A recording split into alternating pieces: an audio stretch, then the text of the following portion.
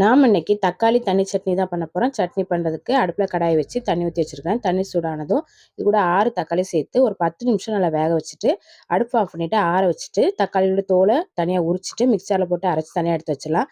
அடுப்பில் கடாயை வச்சு எண்ணெய் ஊற்றி கடுகு, ஜீரகம், ஒரு பெரிய வெங்காயத்தை பொடியாக கட் பண்ணி சேர்த்துக்கலாம். 2 பச்சை மிளகாய் கீரி சேர்த்துக்கலாம். கொஞ்சமாக கருவேப்பிலை சேர்த்து நல்லா வதக்கி விட்டுடலாம். வெங்காயம் நல்லா வதங்கினதும் இது கூட அரைச்சி வச்ச தக்காளி சேர்த்துக்கலாம். இப்போ இது கூட 1 கப் அளவுக்கு தண்ணி சேர்த்துக்கலாம். தண்ணி சேர்த்து கலந்து விட்டுடலாம். இப்போ எக்ஸ்ட்ரா ஒரு அரை கப் அளவுக்கு தண்ணி சேர்த்துக்கலாம். தண்ணி சேர்த்து கலந்து விட்டுடலாம். இப்போ இது கூட 1/4 ஸ்பூன் அளவுக்கு மஞ்சள் தூள், அரை ஸ்பூன் மிளகாய்த்தூள், 1 ஸ்பூன் மல்லித்தூள், தேவையான அளவு உப்பு எல்லாம் சேர்த்து நல்லா கலந்து விட்டு ஒரு 5 நிமிஷத்துக்கு நல்லா வேக வச்சிடலாம். ஒரு 5 நிமிஷமா நல்லா வெந்து ரொம்ப டேஸ்டான தக்காளி தண்ணி சட்னி ரெடி. இப்போ அடுப்பு ஆஃப் பண்ணிவிட்டு கடைசியாக கொஞ்சமாக மல்லியிலை சேர்த்து கலந்துட்டு இறக்கிற வேண்டியதான். இந்த தக்காளி தண்ணி சட்னியை இட்லி மேலே ஊற்றி சாப்பிட்றதுக்கு ரொம்ப நல்லாயிருக்கும். ட்ரை பண்ணி பாருங்கள்.